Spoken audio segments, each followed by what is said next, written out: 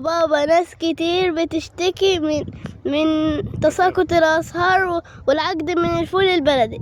بص يا عم محمد، صلى على النبي. عليه الصلاة والسلام. عشان نحافظ على الزهر دهوت والعقد دهوت، طبعا لو انت عندك مشكله في تساقط الازهار والعقد في الفول البلدي لازم تهتم بعنصر الكالسيوم، ولازم يكون تشتغل بعنصر الكالسيوم رش ورقي. فرش ورقي لازم تشتغل على صوره سريعه زي اسيتات الكالسيوم وجليكرات الكالسيوم.